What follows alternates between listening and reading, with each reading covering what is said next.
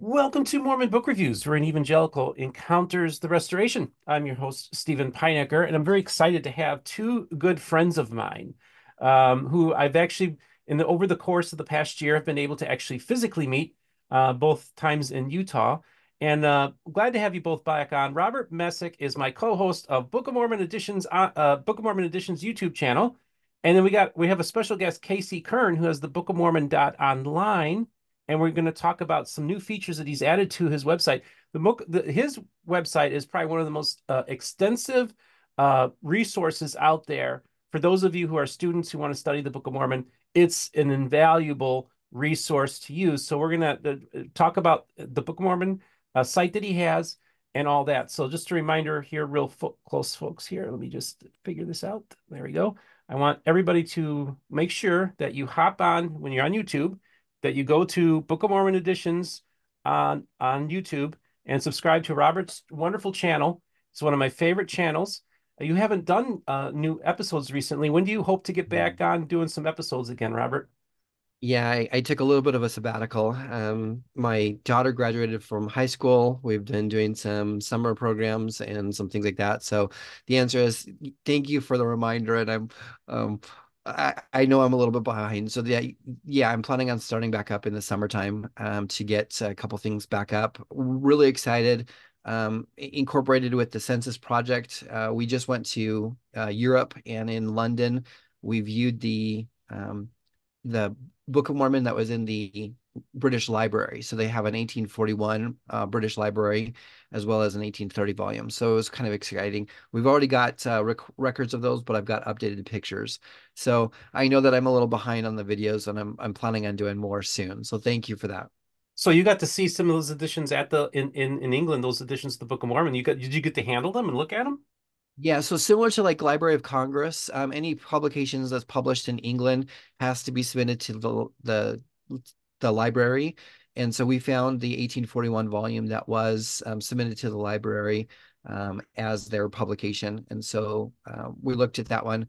The binding has been restored and a new binding, but it still was a wonderful experience to do it. It's a trick to get into the library, to get a library card and get access and submit a request to get the books, and then they put it on the table, and we even had permission to get photographs. So I was excited to kind of go through that journey, and so I can do it so that other people didn't have to. So it was exciting. And are you going to do an episode about that particular edition? Yeah, on my list soon is the Book of Mormon in the British Library and the significance of it and things like that. So I was excited about that. But I know that I'm delayed, and it's all in good fun because being a dad is priority. So Yeah, well, that's the thing too. I've with my health condition, I had to take a sabbatical for a couple of months myself, and just take care of myself. And sometimes you got to prioritize things, and sometimes you do have to take a break. So, well, we're really excited about you getting back on the saddle, my friend, and putting out some new content. Always looking forward to watching your videos. Casey, uh, welcome to the program. How you doing today? Thanks, I'm doing good. Happy to be back on. So, I had you on like about a year and a half or so ago when you first launched your website, and I was just wondering if well, talk a little bit about what was your reasoning behind the doing this website, and what was your inspiration, and how long you've been working on it. Yeah, so the original version I think came out 2007, 2008. This was a very different era of the internet, and it's gone through several updates and iterations. And when the most recent update came out, that was then when I first came on your program to talk about it. And at that one, we had introduced a new a social component to it where you could sign up and create study groups and share content and insights on the platform. And so I can give you a little update on how that is going. But before we get into that, the objective here, and again, if you haven't seen the first program that we did about this earlier, I kind of do a more general introduction to it there. But um, the main purpose was to increase the accessibility of Book of Mormon study resources. So that involved like outlines and commentary and multimedia images and those kinds of things for the purpose of anybody that really wants to get into the text, to give them the ability to basically never feel like they're lost. I know that that's and I think this goes for the Bible too. You know, people in good with good intentions start reading it or attempting to read it, but then they hit a point where they're just like, I don't know what this is talking about anymore. If I read another chapter, I'm not going to know what this is because the last, little bit that I've read just didn't make any sense to me, and I don't know what's going on. So it was kind of an attempt to let's kind of solve that problem, that no matter where you're at, you have the handrails, you have um, the tour guide, so to speak, to really enable an experience of reading and studying the Book of Mormon that never makes you feel like you don't know what's going on. Interesting. Yeah, I love that. And why don't you pull up your homepage and share it with the audience so they can get a sense of the address where they can find the channel, and then just kind of, yeah. So this is the Book of Mormon dot online, and this kind of just give us a little synopsis of how this whole thing works. Yeah, so there's a lot of ways that you can enter it. In fact, most of the traffic that I get are people that are Googling random phrases from the Book of Mormon, and I show up in the search results, and either through commentary or snippets that are included in the site, and then they kind of find their way into the site. But the view I'm showing right here is the table of contents, which kind of divides the text into 12 kind of contextual blocks. And this is different than, First, Second, Nephi, Jacob, Enos, Jeremiah. It's really about like what's going on in the story and grouping those together, as opposed to, like who the author or who the namesake of any particular book is. Um, so let's see. So last time I was just introducing the community portions. Since then, there's actually been a good deal of self-motivated users that are active on this, and almost every day there's new comments being made. Let me just give you a little overview of what's happening here. One here, this is kind of like the leaderboard section, Mhm. where we have recent finishers. So here's like the date, like who most recently completed 100% of the Book of Mormon on the site. And so this is kind of the Hall of Fame here. Then you have the leaderboard, who is on their way to completing it and what their percentage is. Then so that means that if you're really diligent and you increase your progress to the point that you make it into the top 10, then you'll see yourself on here. And the names are blanked out for privacy reasons, unless you've joined a public group, in which case you have visibility on the front page. So we have a number of public study groups here, and anybody can make a study group, and you can make them private so they don't show up on the main page. If you make them public, anybody can kind of read your posts. And if you can also create an open group, which then anybody can join you as well. So here's it kind of turns into a feed of sorts where somebody's comments then appear here, and they can show what they highlighted. There's this is an example. This individual goes by Malachi, and is really eager to read through the commentaries and to make comments. There's one feature that I've recently added, is that when you make a comment and you add a scripture reference, it will like automatically highlight it. It will know that this is a scripture reference. Let me increase the size here a little bit for the screen. So here, cited a bunch of scriptures here. If I click on this, it will basically look up the scripture in line automatically. So this really accelerates if you're making a comment or you're citing a scripture, you don't have to then go to a book and thumb through it to open it. You can pull it up immediately.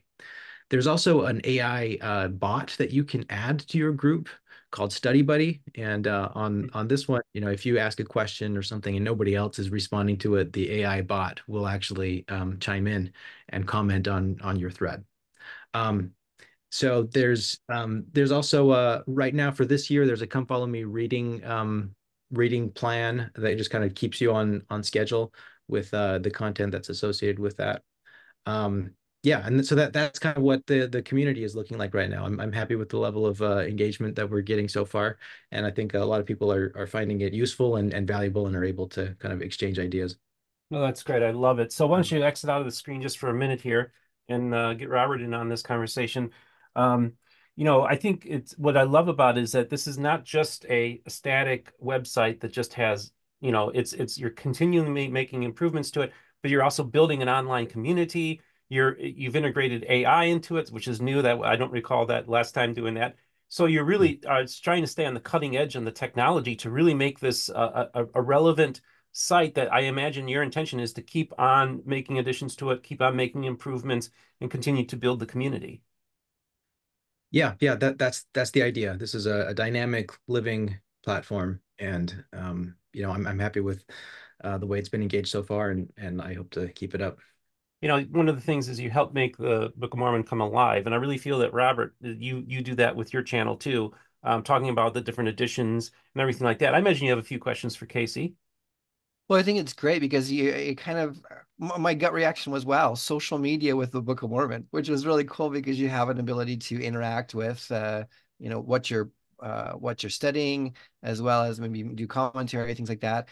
Is there moderation, and are you making sure that it's in a good, healthy platform for this?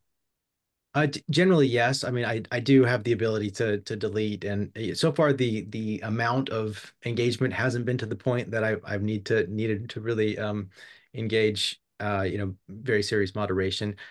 Really, mainly it's the stuff when people like will create a group by accident or will like post something that they didn't mean to. It's more kind of like fumbling that I moderate, but I haven't had any instances of abuse or of harassment or anything like that. True. And if somebody's diligent in studying the Book of Mormon and using this as a study tool, it makes sense to, chime in or have somebody comment or kind of tell them like the status of where they're at. I think it's kind of interesting that you can kind of track your progress and kind of be excited that you're tracking your progress.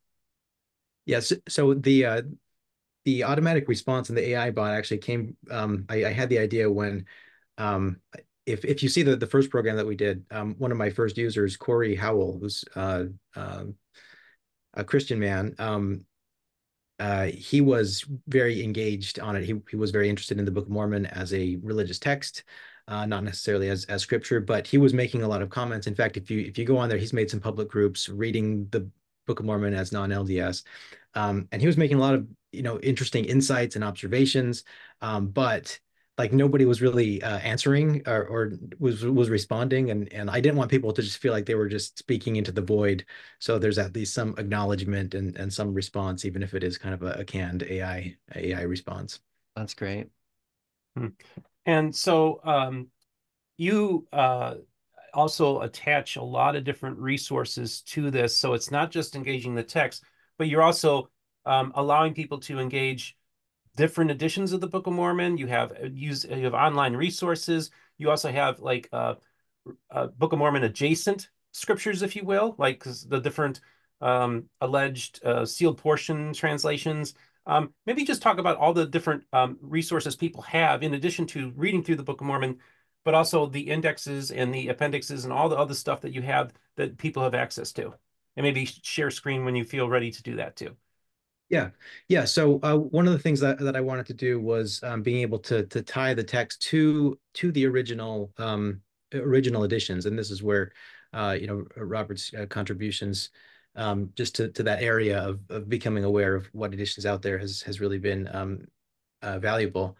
Let's see. Let me just open it here. So there is one here, one Mm. I on the side called facsimiles, and this one I had a bunch of PDFs that I would collect from or compile from various places, and then I would put them up. And originally they were just kind of like in a little Flash plugin thing, and that's it was kind of clunky and kind of slow. And I've been in the process of migrating to a new display where you can look through some of the editions Let me just give you an example here. When you first click it, you get a thumbnail view where you can, yeah, see all the pages, and then you click on it, you kind of get the book view that you can kind of flip the pages through.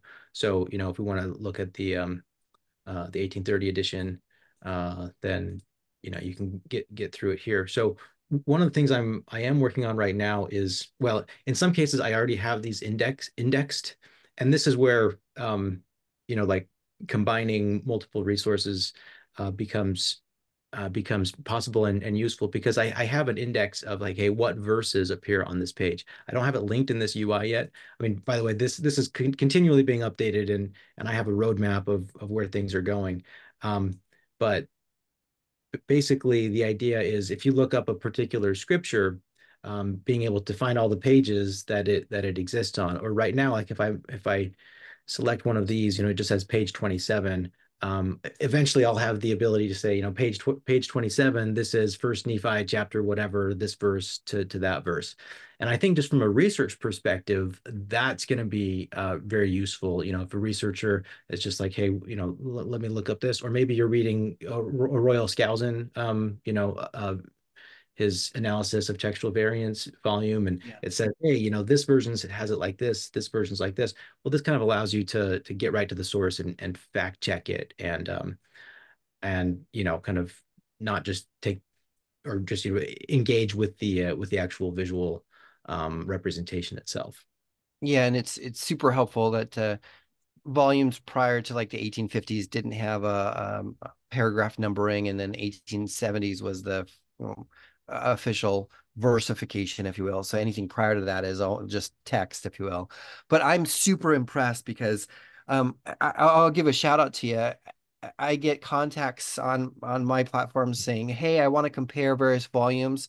Where do I go?" And like this page right here is the number one page I recommend and refer outside, saying if you're looking at the various volumes that you want to compare one to one, this website hands down's got it. So Casey, congratulations, and I'm super honored to have you have these volumes. Where did you get where did you get the images, and like tell me more about acquiring the various facsimiles, if you will.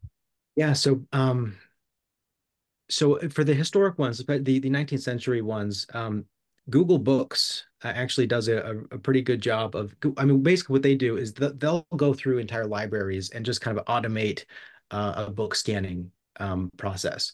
So a lot of these, especially the historic ones, are just coming from either Google Books or archive.org, which are just coming from various libraries. In some cases, if you open it, there may be some notes about like what library they came from. Sometimes there's a stamp in the back. But I would say about 80% of these are just coming from Google Books. And my contribution here is really just indexing them and organizing them, and extracting the cover image, and and um let's see. Oops. Oh yeah, that's the old version. Yeah, and just kind of putting them in a way that's just easier to look up. Some of the Yeah. earlier ones. So let's see, Joe Smith papers. I think the Kirtland one is Joe Smith papers contribution, um, and as well as the printer's manuscript. So there were two versions of the printer's manuscript. In fact, before Joe Smith papers published the printer's manuscript, there was a pretty low quality printer's manuscript facsimile that had it was like a photocopy of a microfiche that had been circulated in the 80s or 90s, and there was like a CD-ROM that you could order to get that. I used to have that one up, but since the higher quality imaging came out, I took that one down. Hmm. And just speaking to all the different editions, how are there? You have not only editions from the Utah branch, but also other branches of the restoration as well. Right, right. So this is where it gets there's a little bit of, you mentioned like Book of Mormon adjacent, or an ecumenical aspect to this. First two angles, there's what I just showed before, being able to look up any scripture. There is kind of an undergirding platform that basically is able to understand scripture references and point to them in a database. So in that one, it covers what we'd consider the LDS standard works, but then also has like the JST, and then also has like the Quran and the Tao Te Ching and the Bhagavad Gita and other kind of world scripture. And on that one, like the Apocrypha and some pseudepigraphal works, including some Mormon pseudepigrapha, is included in this index. So it's able to really cast a wide net in terms of like looking up scriptures for the purpose of indexing. But when it comes to other editions, like this 1874 one, Yeah. this would be at the time reorganized Church of Jesus Christ of Latter-day Saints edition. Also, we have the Nephite records.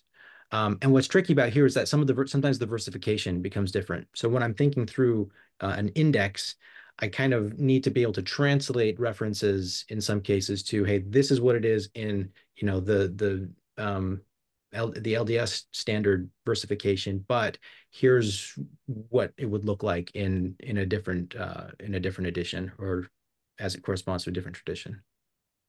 Great. And so also too, do you have the ability of now just with Whitmer's edition, the Nephite records?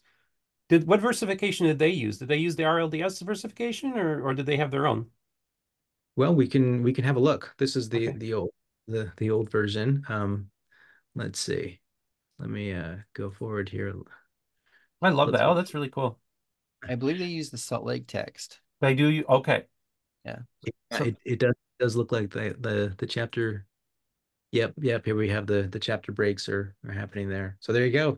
How quickly was I able to answer that question just from yeah, clicking, flipping, and looking through that, it. So that's that's great. I very love it. I learning love it. that. Well, was there anything else you wanted to show the audience? Maybe some additions you've made to the website since we last had you on. And by the way, folks, I just want to say that I had Corey Howell was also a guest when I had Casey on before, and I'll leave a link on the end screen and also in the description for those of you who want to watch our original interview where we delve more deeply into it. But I was just wondering if you want to talk about any new additions you've made to your website. Yeah. So this is kind of the facsimile view, and I'm glad we got to be able to talk about this with Robert on the line. So I do. So, go ahead. sorry. Well, I have a number of other both improvements and in some cases outright new features. I mean, I just showed the community view. There's a few others, and I can kind of cruise through them to just give the bird's eye view. And if there's anything interesting, we can double click on any particular one. But the first one is I call this the theater mode. And what this was a response to it. As I was kind of getting more and more users, there was kind of a response that was, look, when we're on the main page and you can click through each verse, like that's okay, but it's annoying to have to click through each one. And that was, if you're doing like a serious study, I want you to be engaged and to be clicking. What this is more of a passive mode where the theater view, you can pick your passage. And then I have it muted right now, but it actually plays audio with some background music as well, and all the same content. So we have like the synopsis here, like the headings here, but then the text just kind of scrolls here, um, just crawls up the screen. And then you can see at the top your progress meter goes forward. So like one verse at a time, it's just reading it to you, and you can actually even speed it up. If you read audiobooks at a higher speed, you can do that. Now, what's happening on the right is like commentary is popping up. So I can click this and it pauses, and I can read this commentary again. Like if there's scriptures referenced, I can look them up right there. I close it, and it will continue on. Images, and so a lot of I had already had grouped together and had indexed all of this content associated with it. And this is just kind of your sit back, relax, put it on the big screen, and do your scripture reading in this mode. So Hmm. this one's, it's kind of a novelty. It's not any additional content. It's just a completely different presentation of the text. Well, Casey, just for the audience, why don't you turn on the sound so we can hear how this, you said it comes with music. Maybe just give us a sample of that. Yeah. Let me make sure I've got audio enabled here as part of the screen share. Um, Oh, that's, I might okay. have to, is it, I, th I think I just turned it on. Now I will unmute it, and let me take this down to regular speed. Okay, unmute. Of the things which he had seen, yea, which the Lord had shown unto him. Therefore I would that ye should know, that after the Lord had shown so many marvelous things unto my father Lehi, yea, concerning the destruction of Jerusalem, behold, he went forth among the people, and began to prophesy and to declare unto them concerning the things which he had both seen and heard. And it came to pass that the Jews did mock him because of the things. So That's great. there's a Wow. sample. It's easy to it makes it very consumable. You don't, it's maybe easier to tune out, which is kind of what I wanted to avoid. But then also like the individuals, the people that are mentioned in it kind of pop up. She's like, okay, who was Lehi again? Again, it'll pause the presentation. You can read the bio about Lehi and see who he's related to. And where he's referenced. So you kind of have like a bibliography and a index and bio as you're going through, in case there's questions or commentary that you have along the way. You can just kind of, it's just a river that's flowing through, and you can just fish out whatever you're particularly interested in for the moment. I love it. Wow, that's great. Wow. Robert, as a Book of Mormon enthusiast, what it must to see just to have like a resource like this, it's really amazing. We have to really honor KC for the great work he's done.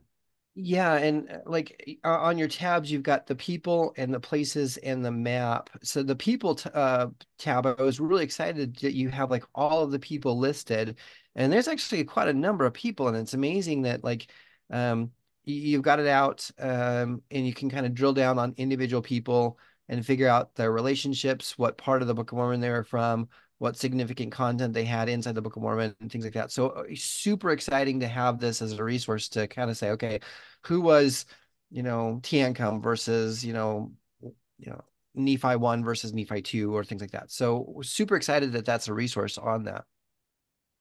Yeah, I mean, this is the one that probably people get most excited about. I've gotten a lot of, like once they see this, they're like, "Whoa, okay, now," because then this is kind of a rabbit hole that you can, because it's kind of like a yearbook, right? You're just kind of flipping through the yearbook. You're like, "Oh yeah, who's this, who's that," and you're able to get the details as well. Um, And similar with the timeline, and this is kind of the value of the Book of Mormon and kind of the awestruck, awe-inspiring thing of the Book of Mormon. It is complex in terms of like how many people interact with so many people. I was excited because in the 90s, in seminary, they had this little plastic bookmark card, and it Yeah. was really kind of close to this timeline in terms of like the relationship, in terms of, yeah, sons of Ammon go over to the Lamanites, and the Lamanites then move into the people of the Nephi, and all of the back and forths that they did. And so it was really exciting to see this timeline and how well formatted it was. Yeah, and in fact, it was that one of those plastic bookmark cards that kind of served as the basis for the design of this. The difference with this is that then, yeah, this is interactive, and you can kind of click on it, and then it'll jump you into the text from where it's at. This one is a little bit outdated. It still works, but one of the things on my roadmap is to kind of redo this timeline in a little more. I think I made this version's probably 10 or 12 years old, and it's about time for an update. But the contents there, just the design will be a little different. Now, Um, I noticed you're thinking of a map. Do you actually to maybe also entertain the different geography models of the Book of Mormon on this site? Absolutely. In fact, this is one of the ones that has recently gotten a pretty major overhaul since the last time I was on the program. Um, and so by default, it will throw you into Mhm. the internal map, which is this one. It was I think it first made an appearance in a book called Mormon's Map by John Sorensen, published by Farms. Um, Now, what I do have here is basically all of the models here kind of grouped. So hang on. First, there is the ancient Near East items here. So the Isaiah stuff, and even the first Nephi.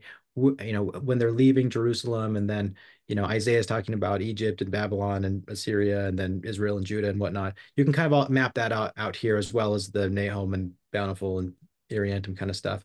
So that's all kind of known locations. Everything else is kind of the theory aspect, where we have four main groups here. We have the internal, we have Meso, we have the other Americas, and then world. So I've had some of these for some time. Within Mesoamerica, you have the kind of Mexico, Guatemala theory. You have one that's more centered on the Yucatan Peninsula, and then you have one that's uh, more about Costa Rica, and then there's one about Panama. That one's not popping up for whatever reason. And then with the non-Mesoamerica Americas, we're headlined here by the Heartland. Then we have Baja, Andes, Marva. Delmarva, which is a fairly new one, as well as the hemispheric model. And the Heartland one has been updated substantially. I know there's multiple Heartland models. There's a little disagreement on some of the details, and I may represent those, kind of have like sub. Here's your Heartland version 1, 2, 3. And then of course we have our non-American models. So I actually did do a little more reading about the Africa theory, and there actually was an attempt to map things out where he puts the narrow neck as the Sinai Peninsula. I mean, this one's kind of hard to make work from a narrative perspective, but at least there was an attempt to try to map some of the locations, as well as of course the Malaysia one, and some new ones I don't think have seen the light of day. Uh, there's one. This is actually a peninsula in Russia that Hmm. that has a narrow neck, and some of the other items there. But the most recent additions here. So in addition to the Mormon's map, I have gotten contributions from other individuals, including those associated with the BYU Virtual Scriptures project, to kind of do a proof of concept of getting their map. So this has been published kind of as a single image, but now it's like zoomable, and the items Hmm. you can look up individual items and see, hey, like what events took place there, what references in the text came here. And there's a bunch of, you can probably tell this is AI generated imagery, but we have pretty much every location is represented. And because there are competing theories, and I'm not trying to take a side here, I'm just trying to kind of present what's out there. I tried to make it so that so that the places, um, so that they're at least the places. So the old world stuff is usually kind of Mediterranean climate looking, but the others, I made them pretty lush and green, but I went out of my way not to include any tropical plants. So if you want to imagine this in a Mesoamerican or a tropical setting, that's fine. If you want to imagine this in the Ohio River Valley or the Baja Peninsula, you can make that work too. I'm trying to be as diplomatic as possible with this. Love it. Yeah. Good on Yeah. you. Yeah. Um, Is- Well, they say that I'm the Switzerland of Mormonism. I'm the only neutral Mormon podcaster. You're trying for neutrality on your site as well. yeah, Love it. and there's also a cool search feature on here too. So you can type your search thing, your search term, and then go to like, hey, city of Zarahemla, and then it will zoom in right into there. So and then even if it's on a different map like Nahom, I think, yeah, there we go. It just jumped right there. So this is, you want like a command center, a command control of, hey, like look up all these locations. You can kind of feel like you're in a war room of sorts, where you're looking up all the locations and seeing what's connected to each of them. So yeah, this has been a major overhaul since the last time. This is great. I love it. And thank you for sharing all of this. And is there anything else you want to share on screen share? Or? There actually is, and this is Okay. one that actually just got released this week, and I'm happy to announce it as a world premiere analysis section. Now this one still has a beta tag, Okay. and the reason for that is that it's still maybe buggy in some cases, but this was my attempt to present some data sets. Some of them are still grayed out, they're not ready yet, but I have 4 modules here that are ready for to be examined and to look at. I think one of them I maybe gave a sneak peek to you last time, and that was the characters document. That there have been many attempts to try to decipher it, and this kind of puts you in the driver's seat of you can move your mouse over any character and it will show, hey, where else does this character appear in the document, and what other ones look similar. Now, I know there have been multiple attempts to actually decipher it and come up with the translation. I may try to collect those and put like proposed meanings to it. But again, I'm not really making any points here. I'm just making the data available basically in a easy to consume format. Um, the other one here is Book of Mormon names. Again, this one's in under construction as well. But this is basically an attempt to take all of the original Book of Mormon names and let's identify the various parts of speech, basically, of like, hey, what are the various prefixes that we see here? Like rip. Again, this isn't activated yet. It may be later this week. I may be able to search here. But yeah, if we look at the rip, we have like Riplaw, Riplakish, Ripley We have this rip prefix that seems to appear now and then. Also, there's a lot of like an aya or just a ha suffix. Yeah. Um, and that shows up in a lot of Hebraic names. It's the Yahwistic suffix.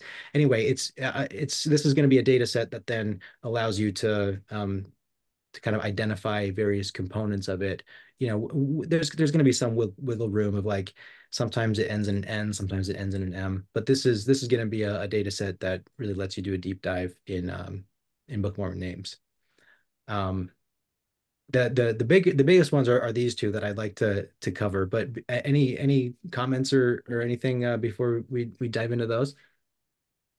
Well, then, Steve, you and I have talked about the characters document, and especially with the sale that happened a couple of months ago. I mean, that by itself, like, I'm like, whoa, that's amazing because you can just, highlight and figure out like what character is similar to other characters. And it's like, that's super cool. I was super excited to see that. Yeah, no, this one's exciting, and it's kind of it's an interesting curiosity. I mean, Yeah. this document itself, from what I understand, if you click here, it takes you right to the Joseph Smith papers where it tells you about the source note. Apparently, it was part of the David Whitmer estate, and it was kind of collected after he died. There was a picture taken of it, I think before he died, that has I think some of the image has been torn off. But the other thing is like whoever wrote this, and it looks like it's in John Whitmer's handwriting. They started off big, and then by the time you get to the end, he ran out of room and starts shrinking each character. On this one, it actually normalizes that. So the big characters and the small characters all appear as a uniform in a In grid, a font. little easier to analyze. What I think too, what's really important here is whether you believe in the Book of Mormon as being literal history or however you want to look at it, this is an important resource because you're basically you're dealing with the text. So those of you who even, maybe the Book of Mormon isn't scripture to you, but you still want to get an understanding of the Book of Mormon and maybe get an understanding of the context and everything like that. This would be a great resource for people who just want to learn about the Book of Mormon, maybe not didn't have like grow up with it and stuff. So do you hear from people, KC, that are using your website as a resource to learn about the Book of Mormon? Yeah, I mean, both in and out of the church. I mean, non-members like Corey Howell that we mentioned. He's been a power user of that. But then, I get a lot of people that are just they're Googling Book of Mormon study resource or a particular passage or something, and then they'll just come in and it's just one thing after the next. They kind of tumble down the rabbit hole, and then they're just like, wow, there's a lot to this, and there's a lot of available. And even people that have been lifelong church members. And also there's a number of folks from the community of Christ that have taken an interest in this as well. And compared to the farms and a lot of the BYU, the Maxwell Institute, there hasn't been quite that level of engagement with the Book of Mormon in the community of Christ, but there is still a core um, uh, group of folks in the community of Christ that really take the Book of Mormon very seriously and are very interested in you know learning about it and consuming it for all it's worth. Casey, you had mentioned in your analysis you got a chiasmus reference. Can you talk about like what references you have for the chiastic fixtures? Yeah. So let's dive into this. So most of this is coming from a few years ago, there was a publication called the Book of Mormon formatted by Poetic Parallels. In fact, that may be an edition that you have. Have you reviewed that one? Yeah, a gentleman by the last name of Perry did that. Okay, so that was my primary source for identifying where these are. There were a few others that were found, or some needed to be corrected. But basically, what this is an attempt to display every known chiasm in the Book of Mormon.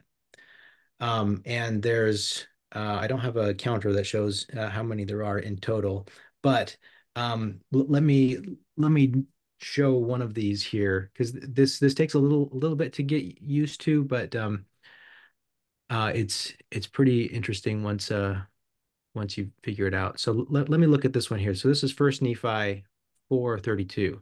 If I click on this, this will open here. And this is identified. See that two right there? It means that this is a two-level chiasm, which means we have it A, B, B, A. And here I can kind of hover over it. And so we have a little badge right here that says, hey, what's the concept or the theme this is about? So we have listen and oath. So here we have, he would hearken, and then live in between. So this is just like a couplet. And those are probably the easiest ones to spot, Yeah. and probably the easiest ones to arrive at by accident. Um, so let's see, we got a few other items here. Multitudes of the earth, apostles, or the 12. Now, what I can do here is I want to filter out all of the two-level chiasms and all the three-level chiasms and all the four. So now I'm at five, at least five deep. And if I click on this, so this is going from A, B, C, D, E. This goes all the way to E. And so here we have the words of the Lord, Ishmael's favor, the house of Ishmael, the journey, and the wilderness. So this was an attempt to kind of round all of this up. And some of the chiasms are from Isaiah, and they're biblical. And sometimes that's even interesting to get a control of, hey, this is like a known Hebraic text, that let's see how a chiasm appears here. In fact, we can maybe look one of those up in like Second Nephi, let's say 18. So um or here we go. I mean, so this one's actually from Isaiah, Manasseh, Ephraim, and Ephraim. So this one's almost like too easy because it's too small. But this one's actually, from Isaiah, and that's the pattern of speech that they're using. So you can kind of compare. It's like sometimes they're, I guess, the equivalent of like a slant rhyme. Of it's like, well, you're kind of stretching with matching those two things, and you can see, well, do the biblical ones do something similar? How much is lost in translation? That kind of stuff. But yeah, from a just a data set point of view, this is an attempt just to get everything out there and make it easy to kind of filter. Because once you filter out like the easy ones and like give me the like 7+, it starts going down much more. But like here you have Jacob 2 that we have go all the way down to an H. We get a lot more complex here, and I think these are the ones that are a little more difficult to write off. Oh yeah, that's my verse right there. A Bible. We got a Bible. Can't be any more Bible. Them's my people talking there. Yeah, there you have the Bible at the very beginning, and then Okay. but look, it centers on salvation for the Gentiles. Uh-huh. So there we are. Oh, that's great. That's so fascinating to me. Interesting. And just real quick, just so not everybody knows what a chiasm is. It's a poetic Hebrew. It's a type of poetry that they discovered in the Bible, and then they later, a few decades later, found that it was also. I guess actually chiasms were identified centuries ago. I think even Jonathan Edwards was talking about chiasms in the Bible. But would that be accurate? It's a poetic style. Yeah, I'd say, yeah, a poetic, I guess, format, or a form, um, that instead of pairing stuff with rhymes, or the way we would usually do poetry in the U.S., it's more about structure. And sometimes they're just like couplets or parallels, but sometimes it's like an inverted parallel, and that's what we see here. And I think it is important to note that, like, chiasm shows up like in the Declaration of Independence, and a lot of texts that don't have any any ancient origin, especially smaller ones. Couplets. JFK asked not what your country can do for you, but what you can do for your country, kind of thing. Yeah. But so that's why I wanted to be able to like, hey, let's just filter out the couplets. But once you get into like level 8, 9, like 10 levels deep, it's like there's the probability of entering into that by inadvertently goes down substantially. Hmm. And it's beautiful because, it repeats, or the repeat, as well as, like, the example was, my son give ear to my words, and he kind of goes through a whole dissertation, and then, he ends to say, and, listen to the words of an old father. And it kind of just re-emphasizes what's important as you kind of go through this, and then you drill down, and then you have to unravel out of it as well. So beautiful, as well as it helps really solidify whatever message is inside of it. Yeah. Love it. All right. Well, is there anything else you want yeah, you want to But reference the biblical references? I think that this is going to be interesting, especially for a broader, biblical point of view. What this is well, let me back up. So in this edition of the Book of Mormon, the recently released annotated edition, there is an appendix on it that basically has all of the um, allusions to the Bible or biblical phrases or biblical quotations found in the Book of Mormon. Some of them are direct quotes, and like we'd see in Isaiah, or near quotes, like when Jesus teaches the Sermon on the Mount. Again, some of them are just like we're just using biblical language here, like a throwaway phrase. So what this is it has every section of the Bible here, from the Torah, historical books, wisdom, major, minor prophets, Gospels, Pauline epistles, general epistles, and Apocalypse, and then in the Book of Mormon, the small plates, the plates of Mormon, and the appendix of Moroni, and how many we've got in each one. So Robert, just looking at these numbers, anything stand out to you? Well, that your small plates are like Nephi and Lehi only have the Old Testament, if you will. And then, when we're dealing with Mormon, which is afterwards, we've got a lot more in terms of like Jesus is speaking, and the Sermon on the Mount is repeated in the scriptures as well. So interesting. Yeah, and so I mean we know that like Nephi he quotes Isaiah. So this is like small plates, major prophets. We have a big bubble here and a big bubble here in the Gospels and this is like Jesus quoting or teaching the Sermon on the Mount. So if I were to like dig into this one, now it drills down. Here we have Matthew, Mark, Luke, John, and Acts, and here we have Words of Mormon through Mormon, and we can see that Matthew and Third Nephi have the biggest bubble here. If I click on this, now it's actually going to give me a side by side. Here are all the third Nephi references to Matthew with them with the commonalities highlighted. Now, in some cases, it's almost one to one because it's kind of repeating previous content. But in some other cases, let me it's just kind of using a phrase like to kill and stone the prophets. That shows up. So this isn't necessarily a quote, but this is like Matthew 23:34.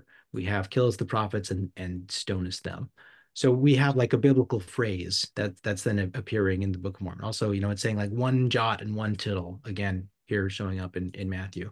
And so you can identify you're just like, hey, show me pretty much every part of the of Genesis in Second Nephi.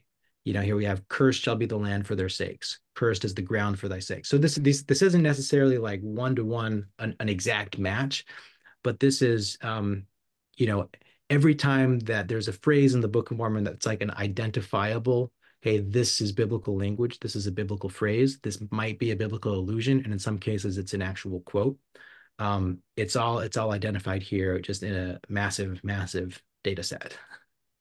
Casey, did you source this from somewhere else, or did you like find this? Because like this is scripture studied, and Stephen, when we talk about, like, my wife goes through scriptures and a couple of different reference books, and kind of just spends a lot of time very slowly going through words and words and words. This is what we are encouraged kind of to do, and so this is not say done for us, but like this is amazing in terms of a tool and reference for scripture study. So Casey, like, how did you come up with this, as well as like tell us your background regarding this? Yeah, so it's most of it is coming from this, and this is basically what Grant and Heather Hardy have put together. Hey, Casey, Um, why don't you exit out of screen share so you can show it so the audience can get a good view of the book that you have there? Okay, so so there's a whole appendix here called Biblical Quotations and Allusions and Verbal Parallels. And so this, I mean, I know the Hardys have what's it? been Just working. show the front cover so they can see the cover too. It's green a little bit. Okay. The annotated Book of Mormon. Okay, thank you. Thank you. So this is one data set. There's also a guy whose last name is Wees, who's done a lot of work. In fact, he's identified a number of phrasal borrowings from the Apocrypha, which I will be adding as well. Um, Now, some of them are just like kind of computer generated. They may not really be significant, or it's just like and in the that, and it's like, okay, well that doesn't really mean, that's not necessarily significant, but the ones I have here are the ones that do have, more like phrasal significance. And the thing is, like, this appendix in the back is really good, but it's just like a list of references. What my contribution here is you can look it up and see it side by side all at once in an interactive way. Because like publishing, I think there have been some attempts at doing it, but it's like 16 volumes, because you basically have to reprint the entire Bible and Book of Mormon like multiple times to be able to capture all of that. So my contribution here is making it more accessible, and so that you can look up this stuff pretty much just with a few clicks. Great. That's amazing. Congratulations. And yeah, to see it like real time in terms of like just a reference or an index, to see it like actual verse to verse or study guide wise is a huge contribution to study guides or scripture study. So how many Thanks. hours have you spent on this, Casey? Ongoing thing. I don't really I don't really track my hours. It's just, you know, whenever I encounter something, I sometimes think, hey, this would be an interesting data set to pull in, and then I'll spend some time putting that in. And it's nice that I have the platform, I have a place for it to go. Otherwise, it might just kind of sit in a spreadsheet and not ever see the light of day. Hmm.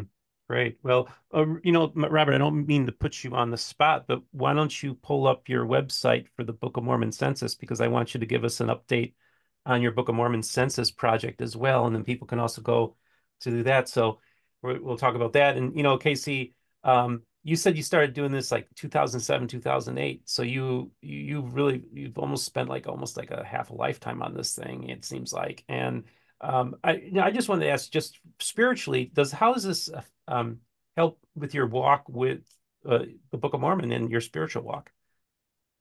Yeah, so it's been I think it's had a positive impact in that, one, I mean, I think oftentimes like reading scriptures or can feel like as a chore or as an imposition or as like exercising or eating right, or it's like something that you feel like you ought to do but maybe you don't particularly enjoy.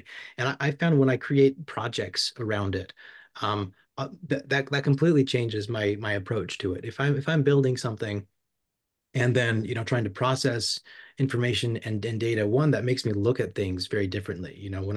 When I'm sorting through all the chiasms or the biblical allusions or whatever, I've got all this data in front of me, and my action oriented approach is, hey, I got to move this from column A to column B. I got to do this. But then what's happening is I'm encountering and engaging with the text kind of almost at a secondary level, but then in surprising ways, sometimes stuff jumps out, or like I'll catch a vision of how things fit together.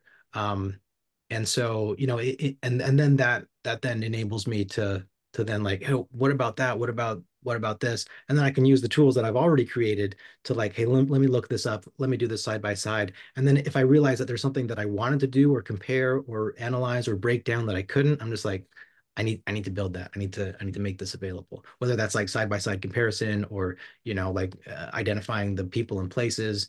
And so it, I think there's been like a virtuous cycle in that sense of engaging with the text and kind of hearing the voice of God, uh, almost like this is kind of a weird analogy. You know, some people just have like the TV on in the background all the time, and it's just kind of there. And sometimes they may listen to it. It's almost like, you know, I may be engaged primarily in some other task, but having the voice of Scripture like continually on in the background, I think does have an impact. Hmm. Interesting. So, Robert, do you why don't you give us an update on your Book of Mormon census project, and you could just do a screen share. Yeah, and before you do that, the kudos to Casey on his facsimile pages.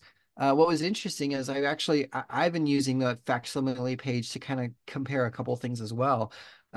So kudos to you on things. You have the 1879 Salt Lake, and on there's an 1879 Liverpool. And I thought that it was interesting that you actually caught both of those. And then what was interesting is they actually came from the same printing plates, but the title page was changed. And so you do have the 1879, once again, first volume that Orson Pratt did, and he reformatted all of the verses to make it smaller verses to what the Salt Lake text has now. So I was impressed that you got the 1879 Liverpool and Salt Lake. Wait, The if other those one was those was are done that from, wait, did they like ship the plates from Liverpool back to Salt Lake, they or made. Some researchers are going to butcher me on this because I don't remember if they had same printing and they just changed the cover oh, page, or if they mirrored the plates and had two different plates. But they submitted it at the same time because it was actually easier to print in Great Britain and ship over here. And I can't remember the history on it, other than that was the first time that they actually simultaneously printed a Salt Lake volume and a Liverpool volume. Um, Prior to that, everything was printed in Brigham Young's time. Everything was printed in Great Britain and actually shipped back over to Salt Lake. So all of it was Great Britain printings. Um, and then change the subject. 1920, you've got a 1920 and a 1921 volume. What's interesting is your 1920 volume, there was actually two printers that did it, and one printer had a couple of typos and the other one printer didn't. And your 1921 volume has the typos, and your 1920 had the clean volume. So it was interesting to compare. Um, and where I'm going with this is I'm starting to do, Stephen, research on the 1830 volume. And we've mentioned that the 1830 volume had a lot of stop the presses, change the typeset, and continue printing, and use the old pages with it. And so as you collate, half of them had edits and half of them had errors in the typesetting. And for um, Enthusiast, your replicas, page 212 will have a wrong page numbering. And so, those typos, what's interesting is when you do a facsimile of an 1830, and your 1830 volume on your facsimile has a couple of typos, but it's very specific to that volume of the Book of Mormon. And so as I'm going through the census project, we're asking on the 1830 volumes to see, can you give me a couple of page, I'll give you a couple of page numbers. Can you look at the lines and tell me the word or so?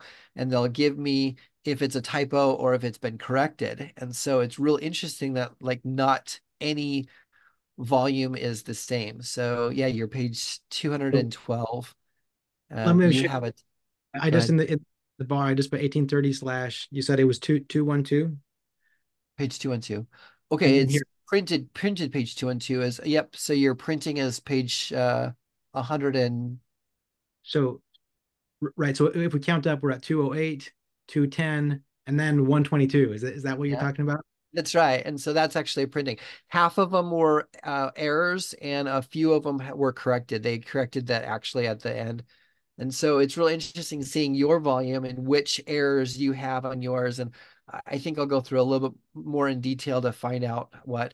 1972 BYU did a paper on it. A lady by the name of Jensen did like the typo list. And I think I've got my typo list that I went through. And um, it's been interesting seeing submissions of an 1830 volume coming through, and no two 1830 volumes are alike. And that's what's interesting, because if you photocopy all of them, you'll see that all of them have different volumes. So Casey, a couple things.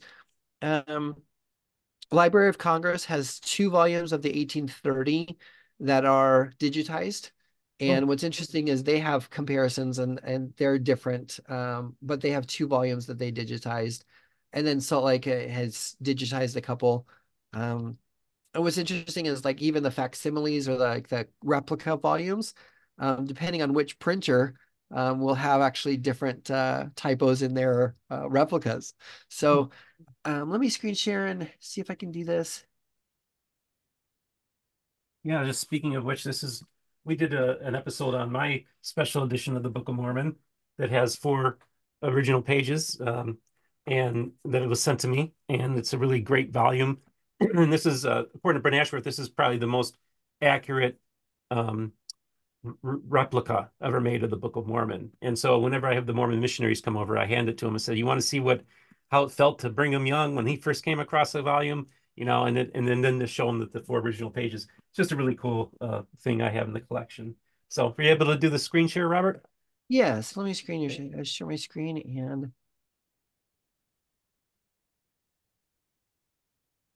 There we go. all Okay, right. so this is the Book of Mormon Census.com. And so you've been working on this for a while now. Maybe just give us an update, and people, you can go to Book of Mormon Census.com to check out his work as well. Yeah, so we've categorized it into a couple of different volumes. Obviously, the first 5 that Joseph Smith was actively engaged in, 1830 to 1842.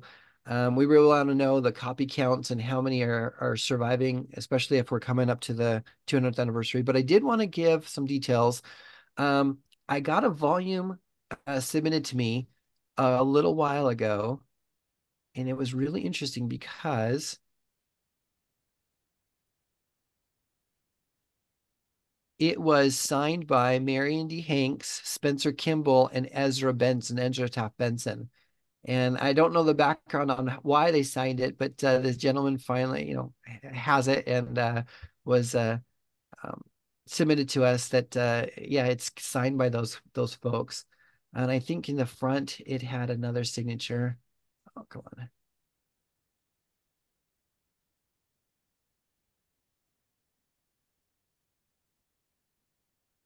Um, and then,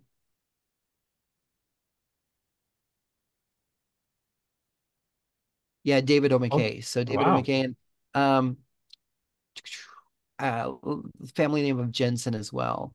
So interesting that you have a couple of um, general authorities that kind of sign volumes. But Steve and I also wanted to show this one as well.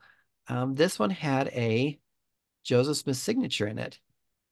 And what was interesting is this was actually Mark Hoffman's copy.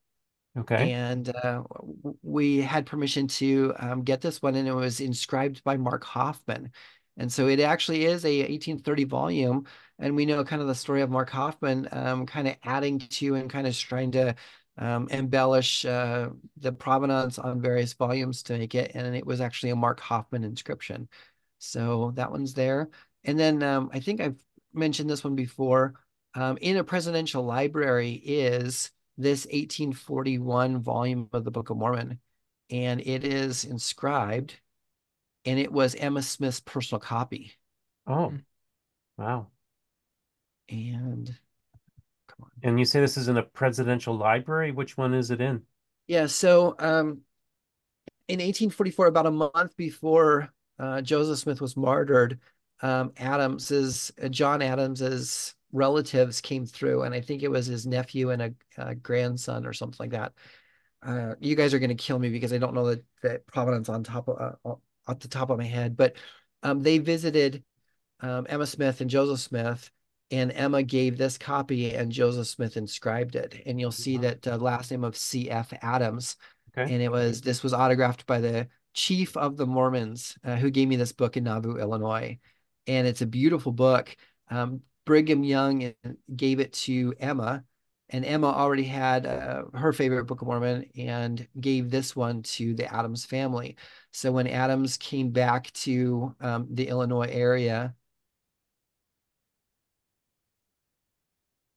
when when uh, Adams came back to the Illinois area, it went into the Presidential Library. So now it actually is sitting at the Adams National Historical Park. Oh, cool. So beautiful one. A lot of people come to visit that one. That one was yeah, a lot of visitors come. Oh my goodness. And I lost my is that screen. you handling that? Are those your hands?